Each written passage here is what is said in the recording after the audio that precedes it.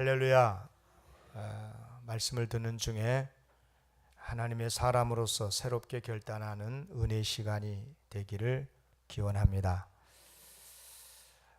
오늘 본문 말씀을 보니까요, 이스라엘 백성이 출애굽에서 이제 광야 생활할 때인데 그때 일어난 한 사건이죠.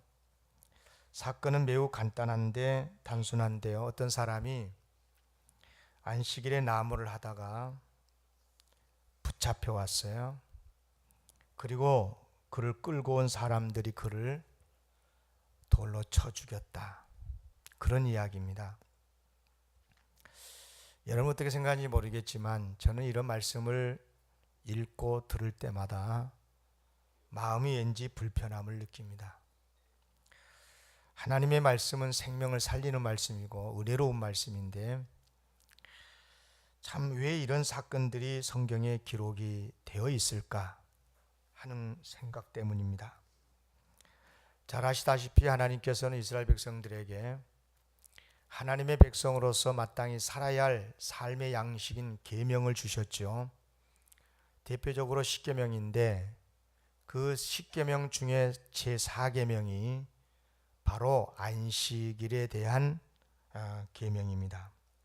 출애굽기 20장 8절에 보면 안식일을 기억하여 거룩하게 지키라. 그리고 계속 읽어 내려가 보면 구체적으로 안식일을 지키는 방법이 엿새 동안은 열심히 일하고 그거 빼면 안 돼요. 그리고 안식일은 거룩한 날이니까 아무 일도 하지 말라, 이렇게 말씀을 하고 있습니다. 제가 성경을 그대로 읽을게요. 엿새 동안은 힘써 내 모든 일을 행할 것이나 일곱째의 날은 내 하나님 여호와의 안식일인즉 너나 내 아들이나 내 딸이나 내 남종이나 내 여종이나 내 가축이나 내 문 안에 머무는 객이라도 아무 일도 하지 말라.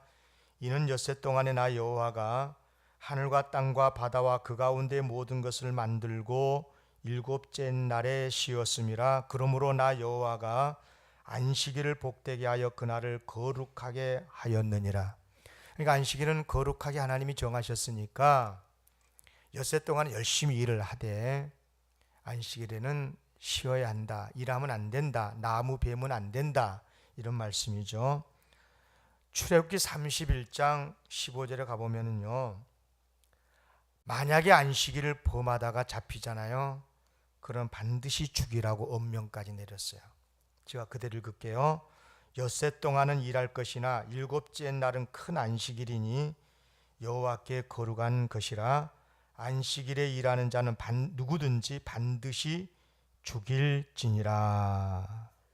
그래서 사람들이 안식일에 남은 사람을 붙잡아서 끌고 온 거예요. 죽이려고. 여러분 그때 그 자리에 분위기가 살벌했겠죠. 모세 선생님, 이 사람은 안식일에 오늘 나무하다가 우리가 발견하고 끌고 왔습니다. 하나님께서 이런 사람을 돌로 쳐 죽이라고 했는데 명령만 내리십시오. 당장 처벌해 주십시오. 뭐 이렇게 이야기했겠죠. 여러분, 나무했다고 해서 죽이려고 끌고 온 이 사람들 하나님을 잘 믿는 사람일까요? 잘 못 믿는 사람 같죠? 그렇죠? 글쎄요, 쉽게 답을 하기가 어렵습니다. 왜냐하면 만약에 말입니다, 이들이 이 나무하다가 걸린 이 사람을 끌고 온 이들이 나는 이 사람이 내 가족이라고 해도, 내 아버지고 내 아들이고 내 형제라고 해도 결코 용서하지 않을 것입니다. 혹시 나중에 내가 동일한 죄를 범하면 인정사정 보지 말고 나를 끌고 와서 돌로 쳐 죽이십시오. 나라도 내 가족이라도 절대로 용서할 수 없습니다. 왜? 하나님 말씀이니까. 그렇게 한다면 이 사람은 어쩌면 신실한 하나님을 믿는 사람이라 할 수 있습니다. 하나님 믿는 신실한 신앙이 할 수가 있겠지만, 그러나 말입니다. 만약에 나무한 사람이 남이기 때문에, 나와 전혀 상관이 없는 사람이기 때문에 그래서 정죄하고 끌고 왔고 죽이라고 했다면, 이것이야말로 종교의 이름으로 자행되는 만행이 될 것이기 때문에, 특히 예수님이 그러셨잖아요. 남의 눈에 티는 보고 자기 눈에 들보는 보지 못한 소위 바리새인적인 신앙을 예수님께서 아주 단호하게 지적을 하시면서 말씀을 하지 않으셨습니까? 그래서 이런 것들은 우리 신앙 세계에서는 가장 치명적인 오류라 할 것입니다. 잘못했다고 해서 돌로 다쳐 죽이고, 이런 일들이 종교의 이름으로, 기독교의 이름으로, 하나님의 이름으로 그런 적이 참 많았거든요, 옛날 기독교가. 그런데 사실은 우리 자신도 솔직히 이런 식의 정죄를 할 때가 참 많았어요. 죽일 사람, 저 사람은 적폐의 대상, 저 사람은 제거의 대상, 반드시 심판해야 된다라고 그렇게 생각하고 말하고 주장한 적이 우리가 얼마나 많습니까? 그런데 저는 개인적으로 이 사건을 통해서 오히려 이상한 사람은 누구냐면 모세입니다. 모세 태도가 아주 애매모호해요. 자, 보세요. 사람들이 나무한 이 사람을 끌고 왔었을 때 모세가 어떻게 했습니까? 가두었어요.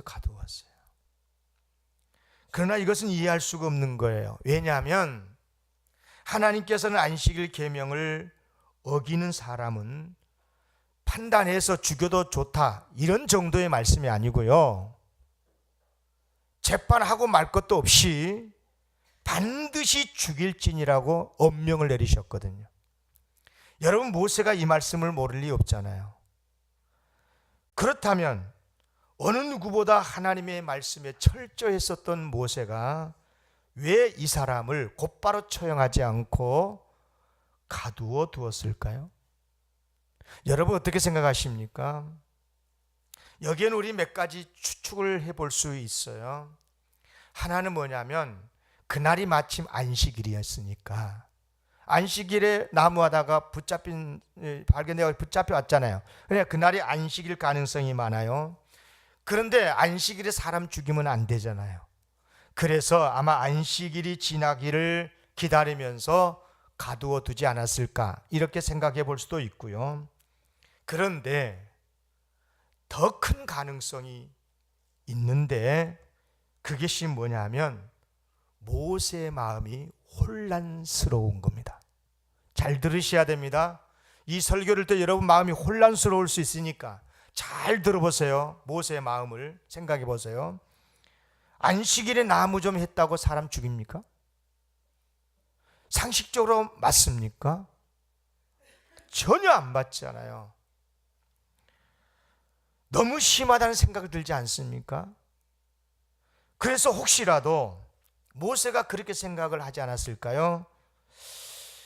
야, 안식일에 나무 했다고 이렇게 반드시 죽일지니라고 말씀을 하셨지만 막상 죽이려고 하니까 이게 말씀이 너무 혹독하다, 이런 생각이 들지 않았을까? 그래서 혹시 하나님께서 다른 지시하신 말씀을 주시지 않을까? 어떤 벌을 감해 줘라, 아니면 용서해 주시라는 그런 자비의 말씀을 하시지 않을까 기대하면서 시간을 보려고 임시 방편으로 가두어 두지는 않았을까요? 그런 생각을 안 해보십니까? 사실 이건 저 개인적인 판단이 아니고요, 오늘 본문의 34절에 보면 그런 뉘앙스를 풍기고 있어요. 자, 34절 같이 읽어볼까요? 시작. 어떻게 처치할는지 지시하심을 받지 못한 거로 가두었더니. 여러분, 이 말이 맞습니까? 어떻게 처치하는지 지시하심을 받지 못했다? 이 말은 잘못된 거예요. 왜냐하면 이미 하나님께서는 안식일을 범하면 반드시 죽이라고 엄명을 내려놓으셨어요.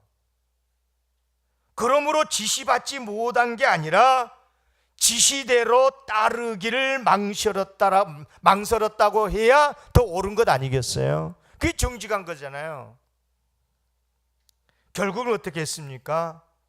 모세가 마음의 번민을 가지고 어떤 그 혼란스러운 마음에 그래도 하나님이 어떤 용서해 주시는, 벌을 감해 주시는 이런 어떤 말씀을 하실 것인가, 이런 기대했던 그런 하나님 말씀은 없었어요.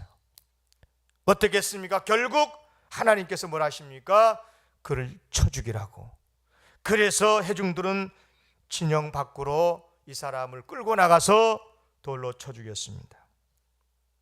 여기까지가 오늘 본문 말씀의 내용이에요. 자, 보세요.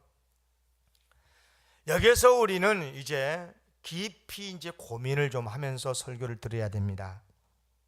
여러분, 모세 망설임을 어떻게 생각하십니까?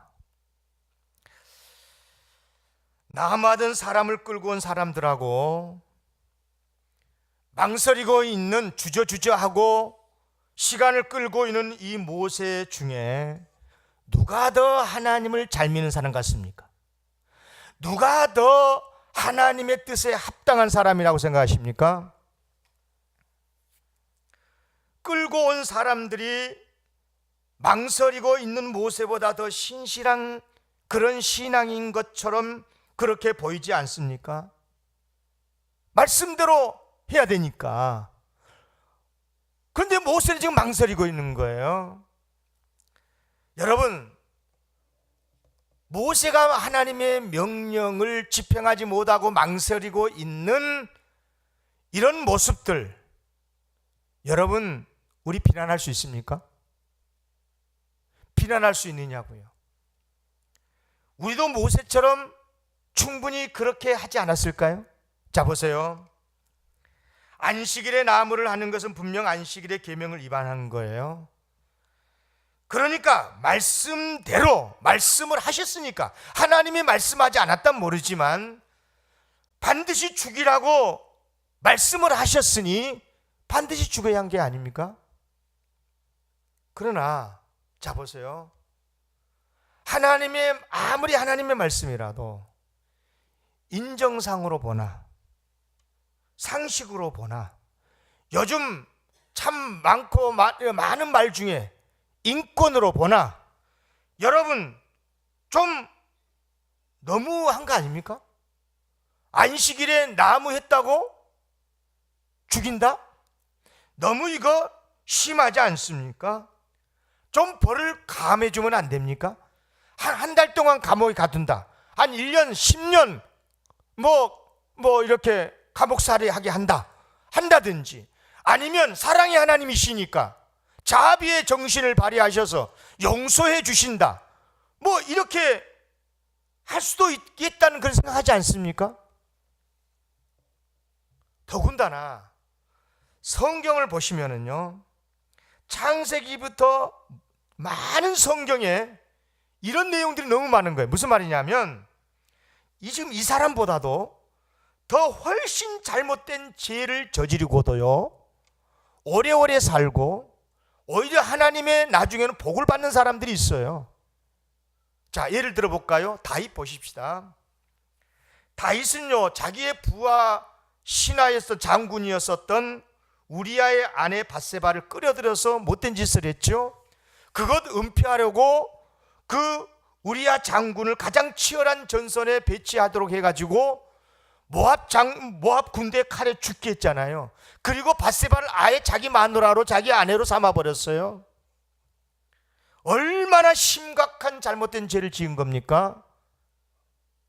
물론 그 벌로 밧세바를 통해서 낳은 아이가 죽지요. 그리고 모세가 많은 고초를 다윗이 많은 어려움과 고초를 당해요. 그러나 다윗이 탄핵당했습니까? 다윗이 왕의 자리에서 물러났습니까? 건재하지 않았습니까? 자 보세요. 안식일에 나무 했다는 것 때문에 붙잡혀서 죽임을 당하는 이 사람하고 다윗하고 한번 비교해 보세요. 여러분, 법 균형에 맞습니까? 여러분, 이게 뭔가 좀 안 맞지 않습니까? 우리가 일반 상식으로 봐도 그렇고 경험적으로 봐도 그렇고 분명 문제가 있는 것으로서 받아들이기가 어려운 판결 아닙니까? 그래요. 그런 의미에서 오늘 본문 사건은 이해가 되지 않습니다. 그러면 이제 설교의 핵심인데요. 그러면 왜 성경에는 이런 사건이 기록되어 있을까요? 한마디로 말씀을 드릴게요. 하나님의 사람으로 산다는 게 뭐냐? 하나님을 경외하면서 산다는 것이 무엇이냐는 것을 분명하게 가르쳐주고 있는 거예요. 잘 들어보세요. 자, 여러분 자신을 생각해 보십시오. 우리 하나님을 믿는 사람 맞죠? 아닙니까? 우리 예수 그리스도를 믿고 하나님을 경외한 그리스도인들이잖아요. 자, 하나님을 경외한다는 게 뭡니까? 하나님을 믿고 산다는 믿음의 본질이 무엇입니까? 상식입니까? 합리적인 판단입니까? 법 균형입니까? 시대 정신입니까? 잘 들어보세요. 하나님을 경외하고 산다는 것은 간단하게 말하면 이런 겁니다. 상식이나 합리적인 판단이나 어떤 인간 경험이나 이런 모든 것들을 초월해서 모든 영역에서 하나님의 말씀에 맞추어 사는 것이 하나님의 사람으로 산다는 것 아닙니까? 사람들이 뭐라고 말하든지 시대가 어떻게 변하든지 간에 하나님과 하나님의 말씀을 내 삶의 기준으로 맞추면서 사는 것, 그것이 하나님을 경외하면서 사는 것 아닙니까? 물론 우리가 온전하게 산다는 건 아닌 거예요. 하나님의 말씀대로 온전하게 산다는 것은 다음 문제고, 기본적으로 하나님을 경외하면서 산다라고 하는 그 본질의 기본은 뭡니까? 하나님의 말씀에 맞추어 사는 것 아닙니까? 맞지요? 하나님의 말씀대로 사는 거예요. 그런 사람들이 하나님을 경외하는 사람들인 거죠. 오늘 본문에 보니까요, 하나님께서 이스라엘 백성들을 애굽에서 해방시켜서 불러내신 그 이유 목적을 뭐라고 말했냐면 이스라엘의 하나님이 되시기 위함이다 그랬어요. 41절 크게 읽으십시다. 41절입니다. 시작. 나는 여호와 우리 하나님이라. 나는 너희의 하나님이 되려고 너희를 애굽 땅에서 인도해 내었느니라. 나는 여호와 너희의 하나님이니라. 아멘. 하나님께서 이스라엘 백성을 애굽에서 구출해 내신 것은 그들에게 자유를 주시고, 자유는 우리 인간의 삶의 최고의 가치 아닙니까? 자유라고 하는 복을 주시고, 그리고 그들이 살 수 있는 땅, 여러분 한 나라의 국민이 되고 우리 인생의 삶에 안전하게 살려면 땅이 있어야 되는 거 아니에요? 국토가 있어야 되잖아요. 그래서 하나님께서 그들에게 가나안 땅을 주신 거죠. 그런데 하나님께서 그들에게 자유와 국토를 주시기 위해서 가나안 땅을 주시기 위해서 출애굽을 시키셨습니까? 물론 그것은 부수적인 거예요. 그것은 인간의 입장에서 봤을 때는 매우 중요한 복이지만, 그러나 더 근본적인 것은 뭐냐면 하나님께서 이스라엘의 하나님이 되시기 위한 거예요. 아멘. 이스라엘은 하나님의 백성이 되고 여호와 하나님은 이스라엘의 하나님이 되어, 그래서 이스라엘이 하나님을 경외하면서 하나님의 말씀대로 살도록 하시기 위해서 그들을 구원해 주신 줄로 믿습니다. 그런 의미에서 이제 더 이해가 안 되는 말씀을 좀 드려볼게요. 38절에 보세요. 38절에 뭐냐면 이제 쳐 죽이고 나니까 사람들의 굉장히 마음이 불편하지 않았겠습니까? 안식일에 세상에 이 나무 좀 했다 해가지고 죽여서 사람을 하나님의 말씀에 따라서, 그럴 때 좀 마음이 좀 민심이 좀 웅성웅성하지 않았겠어? 교회 성도들이 그럴 수 있잖아요. 자, 그래서 여호와께서 모세에게 이렇게 말씀합니다. 정말 이해가 안 되는 말씀을 하셨어요. 뭐냐? 이스라엘 자손에게 명령을 해가지고 대대로 그래 옷단 귀에 옷자락에다가 술 알죠? 술줄을 만들어서 청색끈을 그 귀에 술에 더하라는 거예요. 옷에다가 옷단 귀에 술을 만들어서 청색끈을 줄줄 달고 다니고 입고 살라고 그렇게 말씀을 했어요. 그러면서 뭐라고 그러냐면 40절에 보면 그리하여 너희가 이 모든 계명을 기억하고 행하면 너희 하나님 앞에 거룩하리라 그런 말씀을 했어요. 이해가 되십니까? 이 말씀이? 여러분, 술이 달린 옷을 입으면 따뜻합니까? 더 따뜻합니까? 몸에 병이 있으면 병이 고침받습니까? 몸에 건강이 좋습니까? 그런 신비한 능력이 있으니까 그렇게 하라는 것입니까? 그것을 입으면 성령이 임합니까? 그렇지 않아요. 그런데 왜 이렇게 하는 겁니까? 이유는 딱 한 가지입니다. 너희들은 이해가 되든 안 되든 의미가 있다고 생각이 들든 아니 들든 너희들은 내 백성이니까 내 말씀대로 살아야 하는 사람들이라는 거예요. 거기에 의미가 있다, 거기에 어떠한 신비한 능력이 있다 없다, 그런 것들은 다 우리들의 해석이고, 하나님께서 그렇게 하시라고 하는 것은 뭐냐면 너희들은 나의 백성이고 나는 너희의 하나님이라는 것을 확인하는 하나님의 방식인 거예요. 여러분, 선악과 따먹지 말라고 그랬죠. 왜 따먹지 말라고 그랬습니까? 그거 따먹으면 하나님 됩니까? 그거 따먹으면 맛있으니까 하나님 혼자 드시려고 따먹지 말라고 그랬습니까? 그거 따먹으면 병이 났습니까? 그거 따먹으면 어떤 신비한 능력이 나옵니까? 그래서 따먹지 말라고 한 것입니까? 아닙니다. 그런 거 객관적으로 상식적으로는 아무 의미가 없는 거예요. 단 한 가지 이유가 있는 거예요. 뭐냐? 너희들은 나의 피조물이고 나는 너희를 창조한 너희의 하나님이다.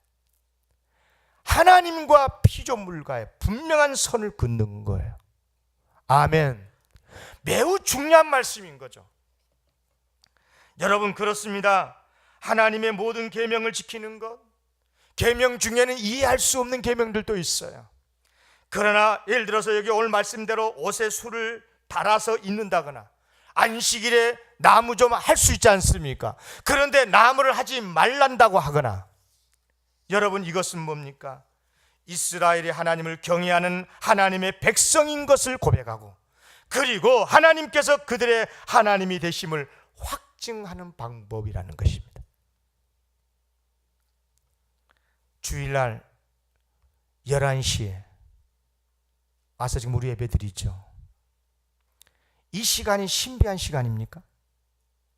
이 시간에 예배를 드리면 죽은 자가 살아나고 병이 치유되고 어떤 신비한 능력 있는 시간이라서, 그리고 이 예배당 안에 어떤 신비함이 있어서 이 시간에 여기 이 자리에 와가지고 예배드리란 것입니까? 잘 들으셔야 됩니다. 그런 식으로 신앙생활하면 안 되는 거예요. 그게 아닌 겁니다. 이렇게 하라는 것은 우리가 하나님의 백성이 되고 하나님은 우리의 여호와 하나님이 되심을 우리가 고백하고 확증하는 우리의 신앙의 방법인 것입니다. 아멘. 하나님이 하나님이 되시고 나는 그분의 백성인 것을 확인하는 아주 중요한, 이게 바로 신앙인으로서의 살아가는 삶의 방식이다, 그 말이에요. 그래요, 상식에 맞지 않고 때로는 균형을 잃은 것처럼 보이는 판결이라도 받아들여야 하고, 옷에 술을 달아 입는 것처럼 아무 의미도 없어 보이는 일을 때로는 하기도 하고, 그래서 일반적이고 상식적인 판단을 벌일 수도 있어야 하기 때문에, 실제로 그렇지 않습니까? 여러분, 하나님을 진실히 믿는 사람을 보세요. 신앙이 독실하다는 사람들을 보십시오. 이상하게 보이지 않습니까? 그래서 많은 사람들이 바로 이런 이유들 때문에 신앙의 문 안으로 선뜻 발을 못 디딘 것입니다. 그리고 망설인 것입니다. 교회를 다녀도 1년을 다니고 10년을 다녀도 진실로 이 선을 넘어가지를 못하는 거예요. 기가 막힌 이야기인 거예요. 그러나 여러분 잘 들으십시오. 그럼에도 불구하고 지금까지 수많은 우리의 신앙의 선배님들은 이 신앙의 문으로 들어왔고 지금도 들어오고 있습니다.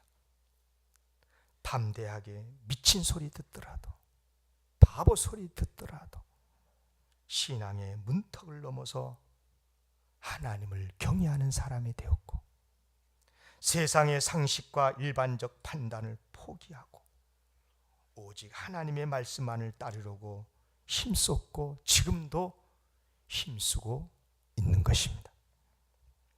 때로는 바보 소리도 듣고 별종인간이라는 욕도 듣고, 아직도 기독교 다니냐고, 아직도 교회 다니냐고 하는 소리도 듣고, 남들이 쉬는 주일에 교회에 나와서 예배도 드리고, 그렇게 힘들어 번 돈을, 그 아까운 돈을 11조를 하나님 앞에 기꺼이 감사함으로 드리고, 그것도 부족해서 더 많이 헌신을 하고, 스카이 나와서 훌륭한 회사 생활을 할 수 있고 이 세상에서 떵떵거리면서 살 수 있지만, 농어촌에 가서 위험한 선교지에 가서 평생을 하나님 앞에 드리는 사람들도 있고, 심지어 신앙 때문에 복음으로 살다가 목숨까지도 순교도 하는 우리의 신앙의 동료들이 얼마나 많습니까? 그들이 바보여서 그렇습니까? 그들이 별종입니까? 이렇게 하면서까지 하나님을 경외하는 이유가 무엇인 줄 아십니까? 물론 성경에서 가르쳐 주신 대로 여호와 하나님만이 우리의 주인이 되시고 우리의 생명의 주인 되시고 하나님 예수 그리스도 안에 참된 행복이 있음을 알았기 때문에, 알기 때문이기도 하지만 더 놀라운 이유가 있습니다. 그 이유가 뭔 줄 아세요? 하나님의 사랑이 너무도 비상식적인 사랑이라서, 하나님의 사랑이 너무도 비상식적인, 인간의 이해로서는 이해할 수 없는, 인간 상식으로는 도무지 받아들일 수 없는 비상식적인 사랑을 입어서 나 같은 죄인이 구원받았음을 알기에, 그래서 그렇게 비상식적으로 세상 사람들이 뭐라고 말하든지 간에 하나님의 사람으로 살고 있는 줄로 믿습니다. 여러분, 성경에 보십시오. 성경에는 상식에 맞지 않는 하나님의 사랑, 상식에 맞지 않는 하나님의 은혜를 입어서 살아가는 사람들의 이야기가 얼마나 많습니까? 예수님께서 십자가에 돌아가셨을 때 그 곁에 매달려 죽어가는 행악자 이야기 아시죠? 평생을 온갖 악행을 저지르다가 십자가에 죽게 된 행악자라고 했습니다. 그런데 그런 그에게 예수님이 뭐라고 한 줄 아세요? 오늘 나와 함께 낙원에 있으리라. 여러분, 이게 상식입니까? 이게 맞는 말입니까? 십자가에 죽자마자 즉각적으로 지옥에 떨어져야 될 사람 아닙니까? 그런데 이런 사람을 향해서 이 사람이 예수여 당신 나라에 나를 좀 기억 좀 해주세요, 이 말 한마디 했다고 해서, 자기 자신의 죄를 깨닫고 회개했다고 해서 오늘 너는 나와 함께 낙원에 있으리라, 이런 말씀들이 지금 이 시대 정신에 맞습니까? 마땅히 감옥에 들어가야 되고 죽어야 되고 100번 골백번이라도 죽어야 될 사람 아닙니까? 여러분, 예수님의 사랑은 상식이 아닌 거예요. 예수님을 모른다고 3번이나 부인하고, 아니 저주하면서까지 이런 배응망덕한 베드로. 그런데 예수님 어떻게 하셨습니까? 그래 이놈아, 이 나쁜 놈아, 그러면서 배신자로서 버렸습니까? 아니요. 다시 찾아가서 만나서 그를 회복시켜 제자로 삼으시고 다시 사도로 세우시지 않습니까? 여러분, 이것이 상식에 맞는 말입니까? 예수님을 믿는 사람들을 잡아 죽이는데 가장 선봉했었던 사울, 나중에 예수 믿고 예수의 복음을 전하는 사람으로 새 인생을 사는 기회를 얻는 게 이게 상식에 맞습니까? 상식대로 한다면 가장 큰 벌을 받아야 하는 것 아닙니까? 남의 이야기하니까 마음에 와닿지 않습니까? 우리 이야기해 봅시다. 여러분들은 정말 하나님의 사랑을 받을 만한 자격이 있는 사람들입니까? 여러분은 정말로 천국 갈 수 있는, 당당하게 천국에 들어갈 수 있는 의의 삶을 살고 있습니까? 그래서 여러분 하나님의 사랑을 받고 있는 것입니까? 사랑하는 성도 여러분, 그렇지 않잖아요. 거룩하신 하나님께서 사람의 몸을 입고 이 제약된 세상에 오셔서 우리 곁에 계시는데요, 그 우리 곁에 계신 우리라는 존재가 우리가 의인입니까? 착하게 사니까 나를 데리고 천국으로 가시려고 오신 겁니까? 그렇지 않잖아요. 우리가 얼마나 흉악한 죄인입니까? 그래 우리는 상식에 어긋난 사랑을 받은 사람들입니다. 그 귀하신 분이 십자가를 지시고 죄인 우리를 대신하여 죽으신 것이 상식을 벗어난 사랑이 아니고 무엇이겠습니까? 수도 없이 주님의 마음을 밀어내고 배신하고 범죄했던 우리를 버리지 않고 오늘 또 이 거룩한 자리에 있게 해주신 것이 상식에 맞지 않은 하나님의 은혜가 아니고 무엇입니까? 그런데도 상식 운운하고 법균형 운운하고 죽일 사람 운운하고. 사랑하는 성도 여러분, 여기에서 우리는 분명한 결론에 이르게 됩니다. 정말 우리가 하나님을 경외하는 하나님의 사람이 맞다면, 그렇다면 상식과 일반적인 사회적 통념과 정서 따위는 초월할 수 있어야 합니다. 세상이 우리를 어떻게 생각하든지 우리는 하나님의 말씀을 따라 살아야 할 줄로 믿습니다. 오해하지 마세요. 지난 주일날 말씀했습니다. 우리도 대한민국 국민으로서 세상의 상식과 규범을 존중하고 법규를 지키고 상식과 법에 따라서 대인관계를 맺고 행동도 하고 누구 어떤 사람보다도 가장 모범적인 대한민국 국민으로서 의무를 다해야 합니다.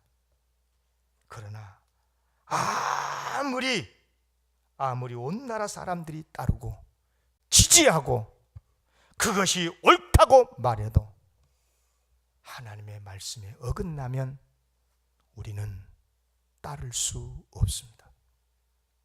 합리적이지 않다고 비판하고 시대가 변했다고 말하고 꽉 막혔다고 욕을 해도 어쩔 수가 없습니다.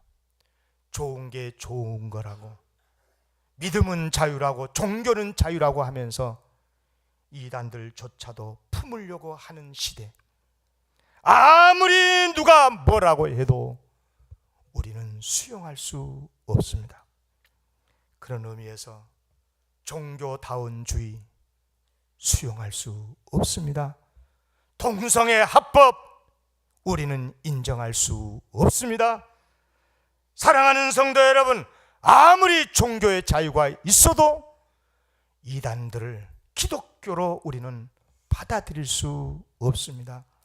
사랑하는 성도 여러분, 지금이 어떤 세상인데 아직도 그런 식의 신앙생활을 하느냐고, 지금 시대가 바뀌었다고 아무리 말을 해도 우리는 예수 그리스도의 복음만이 참된 진리라고 붙잡고 신앙생활을 하는 것입니다. 사랑하는 성도 여러분, 하나님의 사람으로 살기를 기원합니다. 그러기 위해서는 때로는 비난도 받을 수 있습니다. 고독할 수 있고 손의 희생 감수할 수 있어야 됩니다. 우리 하나님의 격려, 우리 하나님의 이로하심, 우리 하나님의 칭찬과 복이면 만족할 수 있어야 합니다. 사랑하는 성도 여러분, 신앙생활을 취미생활 정도로 여기지 마십시오. 이 깡물고 깊이 심호흡을 하고 하나님을 경외하는데 모든 것을 걸겠다는 각오로 신앙생활 할 수 있는 우리 사랑하는 성도들 되시기를 기원합니다. 일제시대 때 신사참배 결코 할 수 없듯이 아무리 민주사회에서 죄를 인권적 차원에서 합법이라고 해도 우리는 하나님의 말씀을 선택해야 하는 그리스도인이라는 것을 꼭 기억하시기를 주의 이름으로 기원합니다.